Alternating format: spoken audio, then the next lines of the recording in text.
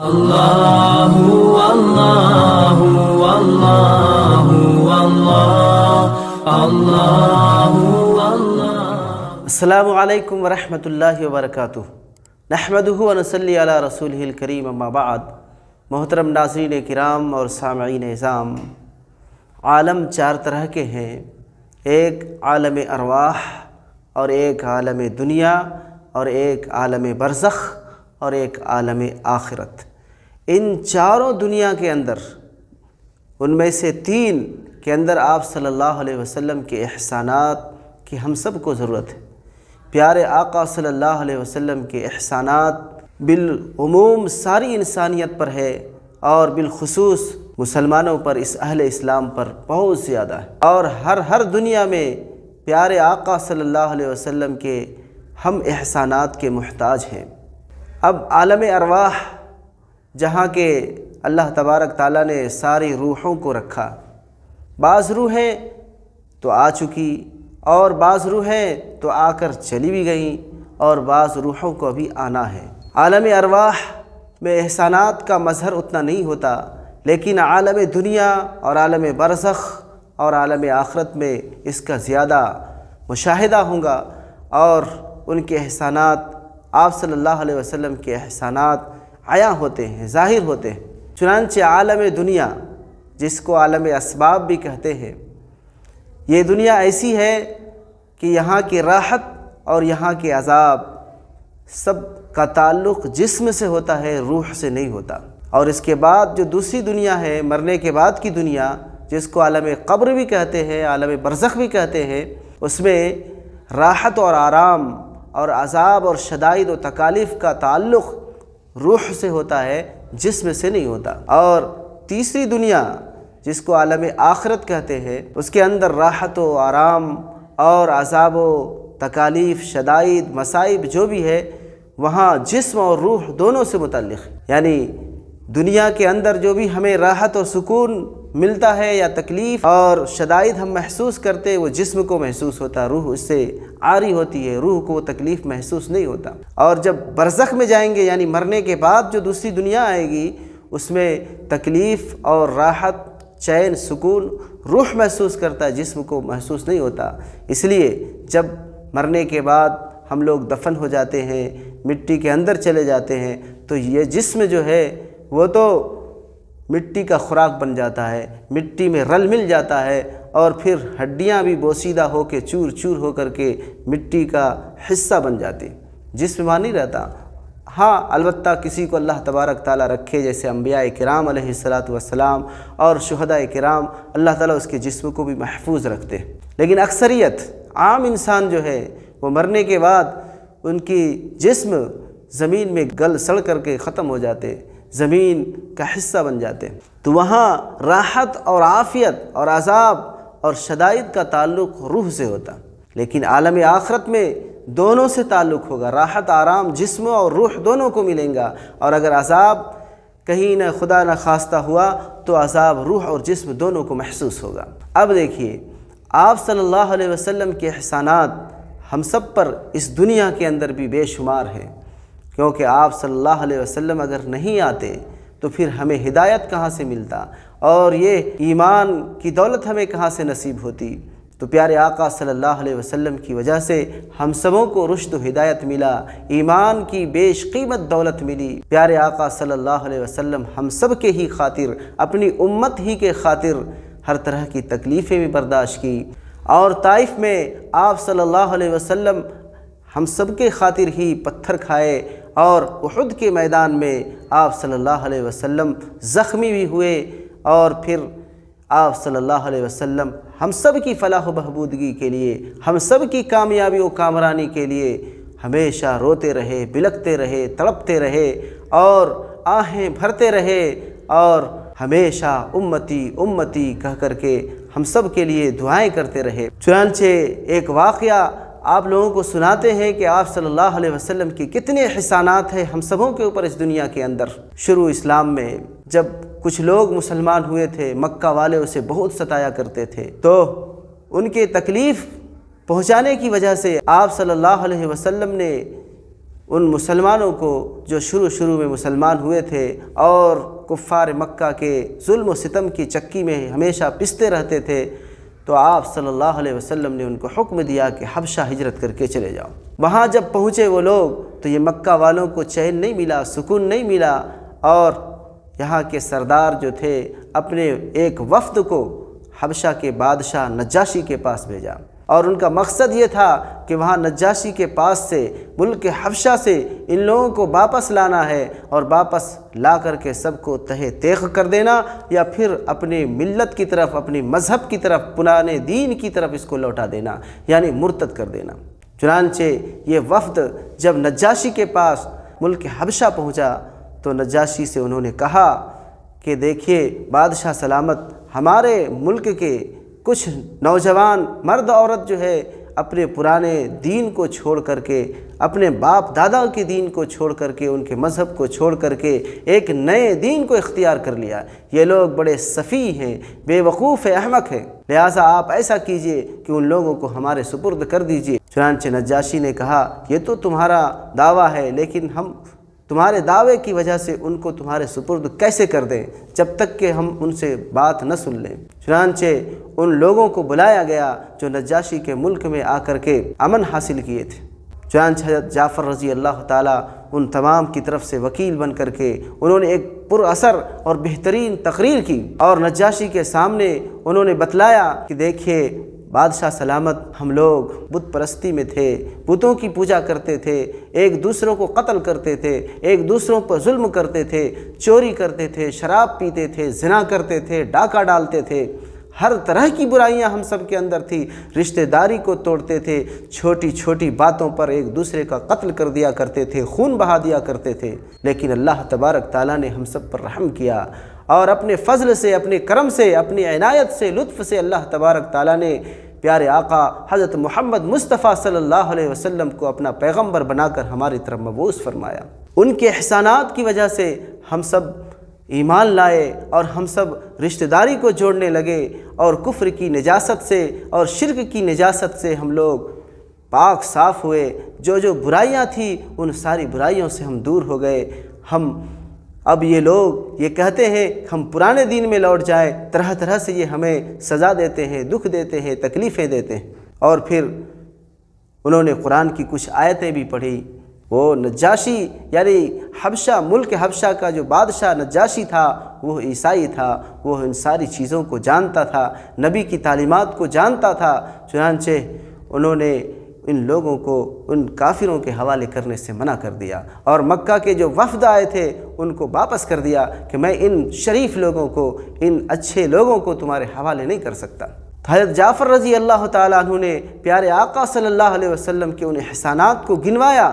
نجاشی کے سامنے کہ آپ صلی اللہ علیہ وسلم کے کیا کیا احسانات ہیں ہمارے اوپر اس دنیا کے اندر۔ تو پیارے عزیزو دوستو، آقا صلی اللہ علیہ وسلم کی صرف اس دنیا ہی میں احسانات نہیں ہیں، بلکہ جب ہم اس دنیا سے جاتے ہیں دوسری دنیا کی طرف منتقل ہوتے ہیں، جس کو عالم برزخ کہتے ہیں اور عالم قبر بھی کہتے ہیں، جب وہاں جائیں گے تو وہاں بھی آپ صلی اللہ علیہ وسلم کی ہمیں ضرورت ہوگی، اور آپ صلی اللہ علیہ وسلم کے احسان کے بنا ہم پاس نہیں ہو سکیں گے۔ چنانچہ ہم دیکھیں دنیا میں ہم کوئی سفر کرتے ہیں، کسی جگہ جاتے ہیں، تھوڑی سی جگہ، ایک شہر سے دوسرے شہر، ایک ملک سے دوسرا ملک جاتے ہیں، تو پھر بس یا ٹرین کے ذریعے سے یا ہوائی جہاز کے ذریعے سے، پانی والی جہاز کے ذریعے سے کسی نہ کسی طریقے سے جاتے ہیں۔ اور اگر ایک دوسرے ملک جب جاتے ہیں تو اس میں پاسپورٹ کی بھی ضرورت ہوتی ہے، ویزا کی بھی ضرورت ہوتی ہے۔ تو سمجھ لیجئے ایمان یہ ہمارا پاسپورٹ ہے، اور آپ صلی اللہ علیہ وسلم یہ ہمارے لیے ویزا کے طور پر ہے۔ چنانچہ جب ہم قبر میں جائیں گے تو فرشتہ جو نیک لوگوں سے پوچھتا ہے مبشر اور بشیر، اور جو بد لوگ ہوتے ہیں، برے لوگ ہوتے ہیں، یعنی کافرین، مشرکین، فاسقین، فاجرین لوگ، ان کے لیے منکر نکیر 2 فرشتے، اور جو نیک لوگ ہیں ان کے لیے مبشر اور بشیر جب پوچھیں گے تو 3 سوال پوچھیں گے۔ من رب کا، یہ سمجھیے پاسپورٹ ہے کہ تمہارا رب کون ہے، اور تو بتائیں گے جو نیک لوگ ہیں میرا رب اللہ ہے۔ پھر پوچھا جائے گا آپ صلی اللہ علیہ وسلم کے بارے میں، من نبیو کا، تمہارے نبی کون ہے، تو ایمان والے کہیں گے ہمارے نبی پیارے آقا حضرت محمد مصطفیٰ صلی اللہ علیہ وسلم ہے، یہ ویزا کے طور پر ہے۔ کہ اگر پاسپورٹ کے ساتھ ویزا نہ ہو تو پھر وہاں کے لوگ پکڑ لیتے ہیں، جانے نہیں دیتے ہیں۔ تو اس طرح سے جو شخص وہاں قبر کی دنیا میں عالم برزخ میں صحیح سے جواب نہیں دیا، اس کی پکڑ ہو جائے گی، اور پھر فرشتے کی گرفت میں آ کر کے فرشتے ان کو عذاب اور تکلیفات اور طرح طرح کی اذیتیں ان کو پہنچائیں گے۔ اسی طرح سے محترم ناظرین کرام، عالم آخرت میں آپ صلی اللہ علیہ وسلم کے بھی بے شمار احسانات ہیں کہ آپ صلی اللہ علیہ وسلم کے اگر احسانات نہ ہوں تو پھر اس دنیا میں بھی کامیابی و کامرانی نہیں مل سکتی۔ چنانچہ ایک لمبا واقعہ ہے اور لمبی حدیث ہے جس کے اندر آپ صلی اللہ علیہ وسلم کے عالم آخرت میں جو احسانات ہیں ان کو بتایا گیا۔ کل قیامت کے دن جہاں نفسی کا عالم ہوگا اور سارے انسان پریشان ہوں گے، عام انسان کی بات کیا ہے، خاص لوگ بھی پریشان ہوں گے، انبیاء کرام بھی پریشان ہوں گے۔ اس عالم میں لوگ اپنے گناہوں کی وجہ سے، اپنے کرتوتوں کی وجہ سے اپنے پسینوں کے اندر ڈوبے ہوئے ہوں گے، کسی کے پسینے گھٹنے تک، کسی کے کمر تک، کسی کے پیٹ تک اور کسی کے سینے تک، اور کوئی تو ایسا بھی ہوگا کہ وہ اپنے پسینوں میں تیر رہا ہوگا۔ ایسے عالم میں وہ لوگ حضرت آدم علیہ السلام کے پاس آئیں گے۔ میں مختصر کرتے ہوئے بتانا چاہ رہا ہوں آپ صلی اللہ علیہ وسلم کے کیا احسانات ہیں عالم آخرت میں، ان کو ملاحظہ کریں، مختصراً بتا رہا ہوں۔ چنانچہ وہ حضرت آدم علیہ السلام کے پاس پہلے آئیں گے، وہ کہیں گے کہ آپ ہمارے ابو ہیں، آپ ہمارے والد ہیں، آپ سب سے پہلے انسان ہیں، لہٰذا آپ ہم سب کی سفارش کر دیجئے اللہ تبارک تعالیٰ کے سامنے، تاکہ ہمارا جلدی سے حساب کتاب ہو جائے اور ہم اپنے ٹھکانوں میں چلے جائیں۔ حضرت آدم علیہ السلام وہاں پہ معذرت خواہی کریں گے، نہیں، ہم سے نہیں ہو سکتا۔ وہاں بولیں گے نفسی، مجھے تو اپنی ہی فکر پڑی ہوئی ہے، میں دوسرے کے لیے سفارش نہیں کر سکتا۔ حضرت آدم علیہ السلام کو وہ بات یاد آ جائے گی جو انہوں نے جنت میں کیا تھا، وہ خطا ایک ہوئی تھی اور ان سے ایک بھول ہوئی تھی۔ حضرت آدم علیہ السلام نے جنت میں اللہ تبارک تعالیٰ کے وہ حکم کو توڑا تھا جس سے اللہ تبارک تعالیٰ نے انہیں کھانے سے منع کیا تھا۔ چنانچہ اس چیز کو یاد کر کے وہ کہیں گے کہ میں اللہ تبارک تعالیٰ کو آج بڑے غیظ و غضب میں اور غصے اور جلال میں دیکھ رہا ہوں، میری ہمت نہیں ہے کہ میں اللہ کے سامنے کسی کی سفارش کر سکوں۔ ایسا کرو کہ تم نوح علیہ السلام کے پاس جاؤ، نوح علیہ السلام وہ سفارش کریں گے۔ جب لوگ نوح علیہ السلام کے پاس آئیں گے تو نوح علیہ السلام بھی معذرت کریں گے کہ مجھ سے بھی نہیں ہوگا، اور حضرت نوح علیہ السلام کو اپنا وہ واقعہ یاد آئے گا جو انہوں نے اپنے بیٹے کنعان کے بارے میں اللہ تبارک تعالیٰ کے سامنے سفارش کی تھی، حالانکہ اس کا بیٹا کافر تھا، اور انہوں نے اللہ تبارک تعالیٰ سے دعا کی تھی کہ ان ابنی، یہ میرا بیٹا ہے، آپ اسے معاف کر دیجئے، جبکہ وہ طوفان نوح کے اندر حضرت نوح علیہ السلام کی آنکھوں کے سامنے غرق ہوا تھا۔ تو وہ واقعہ یاد آنے کی وجہ سے نوح علیہ السلام بھی معذرت کریں گے کہ اگر میری اس بات پر پکڑ ہو گئی تو میں کیا جواب دوں گا، نفسی، میں اپنا ہی مالک ہوں، میں کسی کے لیے سفارش نہیں کر سکتا۔ اور وہ پتہ دیں گے حضرت ابراہیم علیہ السلام کا کہ آپ ابراہیم علیہ السلام کے پاس جاؤ، ابراہیم علیہ السلام اللہ کے خلیل تھے، دوست تھے، وہ اللہ کے یہاں سفارش کریں گے، شاید آپ ان کے پاس جاؤ۔ جب لوگ حضرت ابراہیم علیہ السلام کے پاس آئیں گے تو ابراہیم علیہ السلام بھی معذرت کریں گے کہ نہیں، مجھ سے نہیں ہو سکے گا، کیونکہ حضرت ابراہیم علیہ السلام کو بھی اپنی بات یاد آئے گی جہاں کہ انہوں نے 3 دفعہ، جس کو جھوٹ تو نہیں کہہ سکتے، ایک توریہ ہوتا ہے، جھوٹ جیسا لگتا ہے لیکن مفہوم اس کا مخالف ہوتا۔ چنانچہ جب وہ واقعہ یاد ہوگا جب انہوں نے بتوں کو توڑا تھا اور ان سے پوچھا گیا تھا یہ کس نے کیا ہمارے معبودوں کے ساتھ اور کس نے بتوں کو توڑا ہے، تو حضرت ابراہیم علیہ السلام نے فرمایا تھا کہ ان کے بڑے نے کیا، حالانکہ ابراہیم علیہ السلام یہ مطلب لے رہے تھے کہ ان کا بڑا تو میں ہوں، کیونکہ جو توڑے وہ بڑا ہے، جو ٹوٹ جائے، گر جائے اور کچھ بھی نہ کر سکے، کچھ اپنی مدافعت نہ کر جائے، وہ یقیناً چھوٹا ہے۔ تو یہ مفہوم حضرت ابراہیم علیہ السلام لیے تھے، لیکن ظاہراً جھوٹ جیسا دکھتا ہے، اس لیے کہیں میری پکڑ نہ ہو جائے، حضرت ابراہیم علیہ السلام معذرت خواہ ہو جائیں گے کہ ہم سے نہیں ہو سکے گا۔ اسی طرح سے جب ان کی قوم نے ایک مرتبہ کہا تھا کہ چلو میلے کی طرف، تو انہوں نے کہا کہ میں سقیم ہوں، بیمار ہوں، انا سقیم، میں بیمار ہوں، حالانکہ وہ بیمار حقیقتاً نہیں تھے، اندر سے بیمار تھے، لیکن ظاہری طور پر یہ جھوٹ دکھتا ہے لیکن وہ جھوٹ نہیں تھا۔ تو بہرحال اسی طرح سے حضرت سارہ علیہ السلام جو ان کی بیوی تھیں، ان کے بارے میں انہوں نے کہا تھا کہ یہ میری بہن ہے، حالانکہ وہ ان کی بیوی تھی۔ انہوں نے مراد لیا تھا کہ یہ میری دینی بہن ہے، تو بیوی بھی دینی بہن ہوتی ہے، لیکن حقیقت میں وہ بہن نہیں ہوتی۔ بہرحال حضرت ابراہیم علیہ السلام کو اپنے یہ سارے واقعات یاد آئیں گے تو پھر وہ معذرت کریں گے کہ ہم سے نہیں ہو سکے گا، ہم تم لوگوں کی سفارش نہیں کر سکیں گے۔ آپ ایسا کرو، موسیٰ علیہ السلام کے پاس جاؤ۔ موسیٰ علیہ السلام کے پاس جب لوگ جائیں گے تو موسیٰ علیہ السلام بھی معذرت کریں گے کہ ہم سے نہیں ہو سکے گا۔ حضرت موسیٰ علیہ السلام کو وہ واقعہ یاد آئے گا کہ موسیٰ علیہ السلام نے ایک مرتبہ اپنی زندگی میں ایک قبطی کو مارا تھا، حالانکہ ان کو قتل کرنے کا ارادہ نہیں تھا، صرف سمجھانے اور ادب کے طور پر ان کو مارا تھا، لیکن انہیں کیا معلوم تھا کہ میں ماروں گا تو وہ مر جائے گا، تو انہوں نے ان کو ایک گھوسا مارا تھا، لیکن اس گھوسے کے ذریعے سے وہ ہلاک ہو گیا، مر گیا تھا۔ تو اس ظاہراً تو جان بوجھ کر قتل نہیں تھا، لیکن ان کو اس چیز پر ڈر لگے گا اللہ تبارک تعالیٰ اس پر مواخذہ کر لے اور اللہ تبارک تعالیٰ اس پر گرفت کر لے، پکڑ کر لے، تو میں کیا کروں گا؟ اس لیے میری ہمت نہیں ہے، آج اللہ تبارک تعالیٰ بڑے غیظ و غضب میں ہے، میں سفارش نہیں کر سکتا۔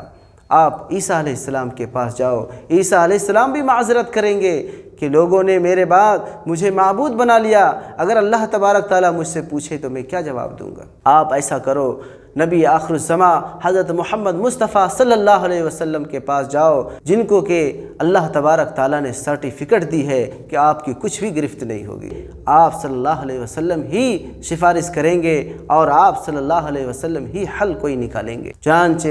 جب ساری انسانیت پیارے آقا صلی اللہ علیہ وسلم کے پاس آئیں گے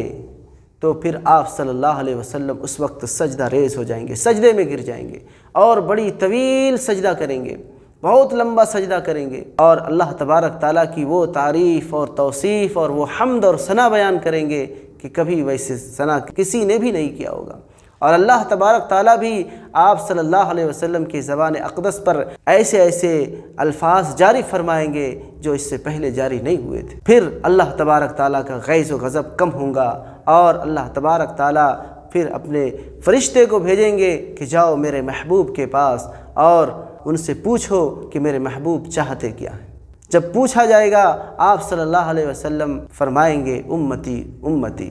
حدیث میں آتا ہے جاؤ پوچھو سل توتا، جو مانگیں گے وہ دیا جائے گا۔ چنانچہ آپ صلی اللہ علیہ وسلم وہاں نفسی نفسی نہیں کہیں گے، جیسا کہ اور انبیاء کرام نے کہا نفسی نفسی کہ مجھے اپنی فکر پڑی ہوئی ہے، مجھے اپنی فکر پڑی ہوئی ہے۔ آپ صلی اللہ علیہ وسلم نفسی نفسی کی بجائے امتی امتی کہیں گے، تو پھر وہاں شفاعت شروع ہوگی اور اللہ تبارک تعالیٰ پھر حساب کتاب لیں گے۔ تو دیکھیے عالم آخرت میں بھی آپ صلی اللہ علیہ وسلم کی کتنے احسان ہیں کہ جب تک آپ صلی اللہ علیہ وسلم سفارش نہیں فرمائیں گے کسی کا حساب کتاب نہیں ہوگا۔ اور پھر جب